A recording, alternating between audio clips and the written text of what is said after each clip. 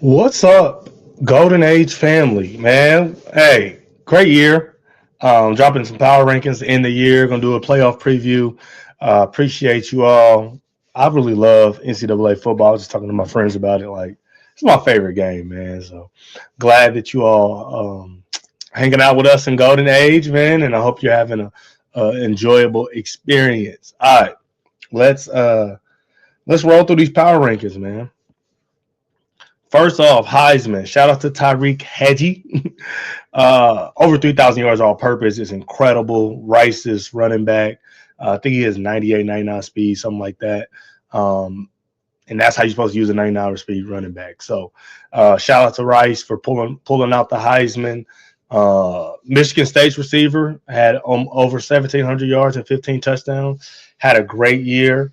And then Kobe Paul. So we got to talk about this. This is coded in the game. When you have a certain amount of interceptions, they don't let your quarterback win the Heisman. But he had 87 touchdowns. 87 touchdowns and was third, not second, third with 87 touchdowns. I think that's ridiculous. Somebody check on the committee, man. I don't know what they got going on over there, but it is ridiculous that he didn't win the Heisman. But hey, shout out to Tyreek Hedgie bringing it home. Lots of yards. 3,000 all purpose is nothing. Is nothing to shake your head at. So I mean, he's deserving. Shout out to Wyoming, who's the worst team in Golden Age. What up, Vale? You suck. So Vale did not win a user game all year. He's just not active, man. I don't Vale. I don't know, man. He has a different excuse every time. I don't know what he got going on. That's my guy. I love him. In real life, he is been horrible as a user in Golden Age. He had one good year and then just not good no more. Shout out to him, man. It's like I said, his roster is terrible. He don't play his games. He's the number 20 team. UAB right behind him. He's in trouble not only because his record was not very good, his offense wasn't very good, and in that bad offense, most of his production came from upperclassmen.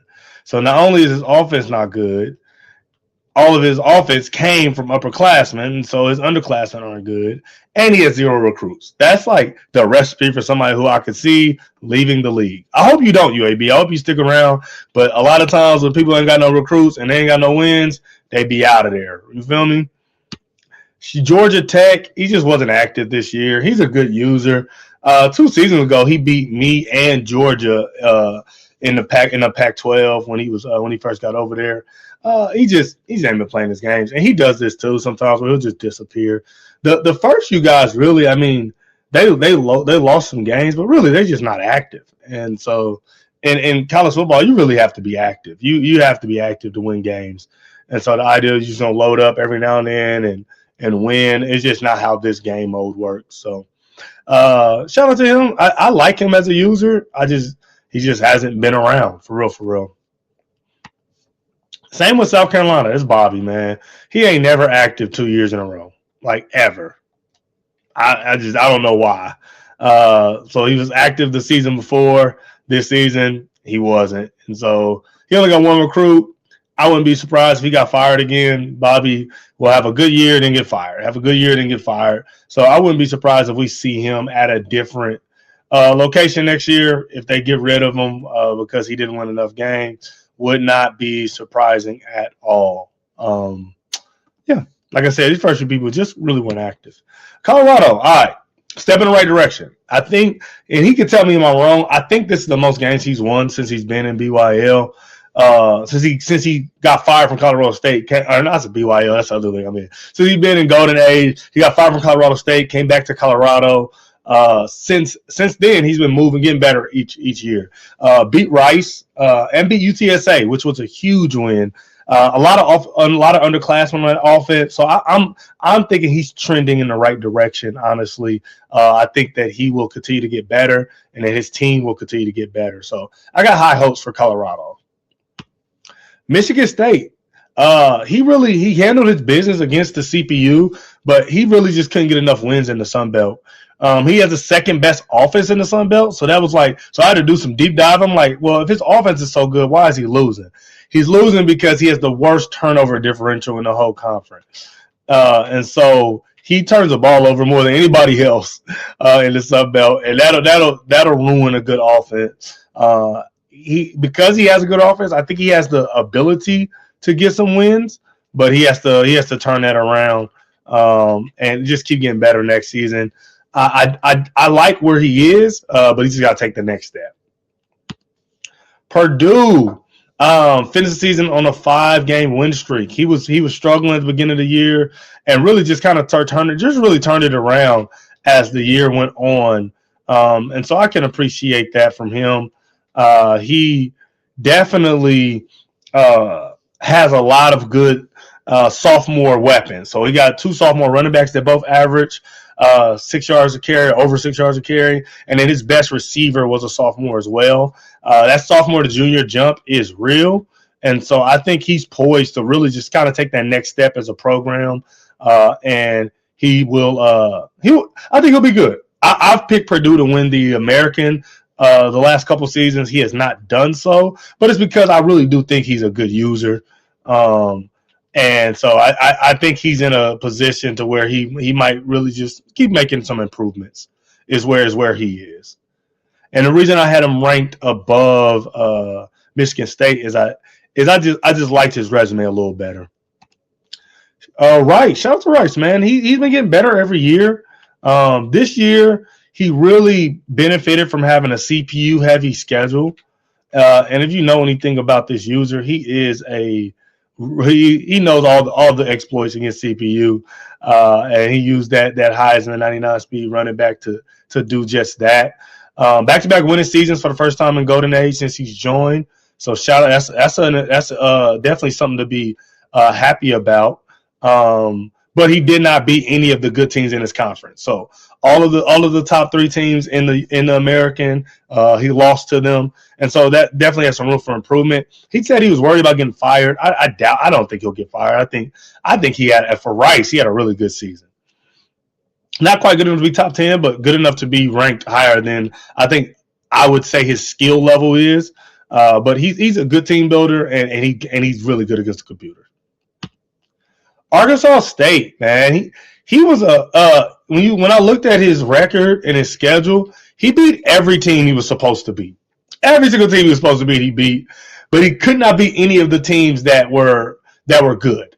And so because of that, he ended up 8-4, just outside the top 10. His freshman quarterback, I think he's star dev, and so he's going to be really good. And then his running back and wide receivers are all sophomores or freshmen. And so I think this year was a really good stepping stone for him, just because I think some of the other teams have a lot more senior talent than he does. And so even though he wasn't able to quite get the job done against the top talent, I think that he will moving forward, just because his roster will continue to improve. Duke. So I had Duke above Arkansas State because Duke beat Arkansas State, but I really like Arkansas State's future roster a little better. But right now, Duke is a better team because he proved it, and that has to matter. That being said, he did have 2 bad losses, which was to Michigan State and to San Diego State, which was a CPU loss. And with Duke is one of those other people who kind of disappear sometimes. So I'm wondering if that San Diego State loss was a fair sim loss where he didn't play his game. I'm not sure. You can't tell that on the schedule. I wish they would put how many times you played, but you can only see that when you're on that week. That being said, his junior quarterback was really good, and he had 2,000-yard receivers, which I always like when guys have balance. And so you have 2 weapons over 1,000 yards. That's legit, and they both had double-digit touchdowns. I like that kind of offensive production, and so he gets the nod here just outside of the top 10. UTSA, man, this I think he probably will say he had the most disappointing season, just for the simple fact that if he doesn't lose to Colorado and Purdue, he's in the playoffs. And I think, with his roster, with his senior quarterback who was really good and his senior receiver that was really good, I think he came into the season thinking like this was his chance to make a playoff run, and he just dropped a couple games that he would say he's not supposed to lose. Took care of Purdue in both of their games, or not Purdue, Vandy. Took care of Vandy in both of their games, so won the conference championship. But I got Vandy rated over him because Vandy doesn't have the bad losses UTSA had. I'm interested to see if he reloads, how he does in the portal, what his recruiting looks like, because he really had. I think sometimes when you have these smaller schools, when you get your seniors who are really good, you got to make a run. And I wonder if he'll look back at this year, a season or two from now, as a missed opportunity that it really is for him. Iowa State was struggling in the middle, but turned it around. And I think he kind of got disheartened a little bit. He had lost a couple games in the Sun Belt against some of the top users, and kind of thought his season was over. But after a couple wins, he came back and ended up winning 3 games to close the season, which I think was big time for him. That's one thing about college football that makes it so different than Madden is like you want to stack wins. It helps your prestige. It helps you keep recruits. It helps you get recruits. So like championship contender grade matters a lot. And so the getting 3 wins at the end of the season, I think, was huge for him. Not the best offense in the Sun Belt. He's replacing a senior quarterback who threw 50 touchdowns, but he did throw 20 interceptions. So it might be one of those things that even though he was a good player, he gets better after moving on from him. Maybe he gets somebody who's more accurate, or he doesn't take as many chances with, because 20 interceptions is a lot. 20 interceptions is a lot. So, hey, man, shout out to Iowa State being in the top 10. Georgia State, these are my boys, man. We really struggled down the stretch, man. Got blown out by Georgia and Texas Tech. Shout out to them. They were really good. I should have beat Oregon. Should have beat Oregon for sure. Literally was up 2 or 3 scores. My quarterback, Provo, he's a good quarterback. I off season, all his points are going to health. He got knocked out every time we lost. He got knocked out the game or was dealing with severe wear and tear. I got to find some playmakers on the outside. That was definitely apparent this year. Coming off of last season when I had like 299 speed receivers and a running back threat, I could definitely feel the difference in my offense, especially when we got into the nitty gritty of the Pac-12. And I had to play some of those top users. Like North Carolina played man coverage against my guys the entire game, and I didn't have anybody that could win a route. And so, and some of that might be coaching. I realized I got to get better against man defense, but I'll work on that. I really like my team, and I like Provo's going to coming back next year. He should be back, so we'll be good. But I got to get active in that portal for sure. North Carolina, man, shout out to him. I just kind of talked about him. He was dead in the water. I thought he was going to be one of those guys who kind of makes that jump from Sun Belt to Pac-12 and just can't compete, but that wasn't the case. After a choppy beginning of the year, he really turned it around and turned it around in a way that, he won, I think, his first 4 or 5 games, first last 4 or 5 games, and finished in the top 25, which was huge. His sophomore quarterback is Stardev, which I think is a junior. Sophomore going to junior is like the jump that you want to make, and so having a Stardev sophomore is legit. And his offense is electric. If you looked at his offensive numbers, he can move the ball really against everybody. His problem was getting stops. And so he has to find a way to get more stops in the Pac-12. And I think he will. He's a good user. I really do. I'm happy he stuck around and did not fold just because his season wasn't going well early. And he really turned it around. So shout out to him, man. And shout out to the season he ended up being able to have. Number 6 was Vandy. And this, I have to be honest, I don't think Vandy is better than me or North Carolina, but I felt like I had to give. He did win his conference in the regular season. Now, UTSA won the conference championship game, but Vandy won the conference during the regular season. So I felt like I had to give him the nod here. But he's losing a lot of senior talent, and so I'm not liking his future production that he may have on the outside. his running back, losing his best running back, you losing his best receiver, and losing his senior quarterback who had 50 touchdowns. So I'm interested to see what he does in the portal and recruiting. I think he wants to take a new job. He has said over and over again he hates Vanderbilt. So I would be interested to see what job offers he gets in this when the coach portal opens, because he definitely is looking to leave Vandy. And I think if he does leave Vandy, he'll be somebody interested to see what happens with him next season. Shout out to Stanford, man. Number 5 team. They only lost to Texas State, who was on a run. And so that's definitely nothing to be ashamed of, honestly. He had a freshman quarterback and an elite running back that kind of helps. Anytime you have a freshman quarterback, you want to have an elite running back because they help, And so he definitely had that and put together a really good year. Had the best turnover differential in the Sun Belt, and I think he's in the playoffs, so he has a chance to continue improving that resume this year. And I'm interested to see what he's able to do, just for the simple fact that he did lose to Texas State both times they played. And no, he did lose. They didn't play in the regular season. He did lose to him in the conference title game, and so I'm interested to see how good he is. He beat everybody he was supposed to beat, and that's all you can do is play the people in front of you. But when you have that kind of loss, I'm interested to see, like, do you bounce back or are you just not that good? And so we'll see going into the playoffs. I don't have any bad things to say about him, but I'm watching to see how he produces. And shout out to Texas State. He ain't lost the game. And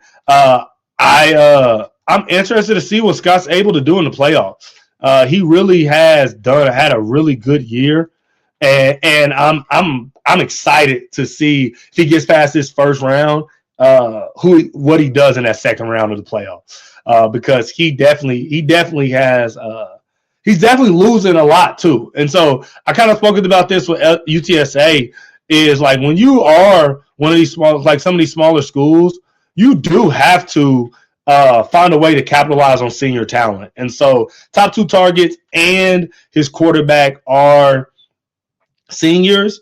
And so it's going to be interesting to see what he's able to do with this year, because I think he wants to leave Texas State too, but you got to capitalize just in case you don't get that offer. Just in case you don't get that offer, you got to make your run. And he plays defense. A lot of guys are here in the top 5 because of offense. He's a defensive guy, plays a lot of defense, and does a really good job on that side of the ball. Georgia only lost to Texas Tech. It was just a 3-way tie with the conference, so he didn't get to play in the conference title game. It was it'll be Texas Tech and Oregon. And he beat Oregon, so it was just a crazy tiebreaker. He's gonna be dangerous in the playoffs, though. I honestly think when I do my playoff prediction, because of what side of his bracket he fell on, I think it definitely changes the way the playoffs are going to go. And he got a sophomore quarterback, and so 67, almost 70 touchdowns with a sophomore quarterback. He's a really good user, and I wouldn't want to play him. I'll be honest. I definitely would not want to play him in the playoffs. And so we'll see. We'll see what he's able to do. Texas Tech, man, he only lost to Oregon, and he lost to Oregon twice. He did get a forced loss to Purdue, but it was because I think he had some stuff come up and missed the time or whatever. But we'll see if they get another chance. They get round 3, will be crazy. He threw for 87 touchdowns. His offense is amazing. Just being honest, his offense is amazing, but Oregon is able to outscore him, and that's how Oregon beats him. But people don't get a lot of stops against him. It just doesn't happen. And so I'm interested to see he gets to bye, what his round 2 matchup will be, and what that looks like, and who he's able to kind of take care of in that setting. And then for the number 1 team, like a back-to-back champion, it is Oregon. He lost to Georgia at home, and I think that's be a huge that means a lot going into the playoffs because that's the only team that beat him. And so that being the only team that beat him will be interesting going into the playoffs. I looked at his roster. His quarterback is a freshman. And so if we're going to beat him, you want to beat him before this guy gets better, honestly. And so I think this is a chance for us for not us, I'm not in the playoffs, for those of you in the playoffs to knock him off his high horse. this would be the chance. All right, you got to take them out. All right. Moving to 2 conferences. So I'll move to 2 conferences next year. I think with 20 users, it works to move into 2 conferences. What I'm going to do though, and I'm going to let you guys that let you guys decide. So if you finish at the bottom of your conference and you don't want to be in the 2 user conferences, let me know. Because the way it could work is we have 2 conferences with 8 teams, and then 1 conference with 4 teams, where guys are able to build their roster and get and stack some wins against computer. If you're interested in that, I'll reach out to the guys who you are. You just say yes or no, like I want to be in the user conference, or no, and then we'll kind of go from there. But everybody else will be in 2 conferences. I'm gonna split the talent kind of up so that so all the good teams aren't in the Pac-12, and it'll be fun. It'll be fun. I'll have to do it after people get jobs, because we'll get guys offered and all that. So I'm not sure who will be where, but that's kind of that will be coming down the line, and I'm excited about it. These are the teams that are going into the playoffs, and so I kind of made some betting odds, and I'm gonna put a poll up. You can choose. You can make a bet who you think is gonna win it all. You got Texas Tech, Georgia, Oregon, Stanford, Texas State. These are the 5 teams that are in the playoffs. I got Tech winning it because Georgia and Oregon have to play each other. So Georgia and Oregon are on the same side of the bracket, whereas Texas Tech is on the opposite side. Stanford, I don't know how good he is. So I put him above Texas State just because he does not have to play Texas Tech. Just being honest, he don't got to play Texas Tech, so I put him above Texas State, because if Texas State wins their first round matchup, they have to play Texas Tech. Now, if Texas State beats Texas, whoa, why can I say Texas? If Texas State beats Texas Tech, that's going to be, I will immediately regret my rankings, and I'll put Texas State first. But we'll see. I'm going to drop a poll. You can vote, and I'm excited about these playoffs. Let's finish this season strong and get to next year, y'all.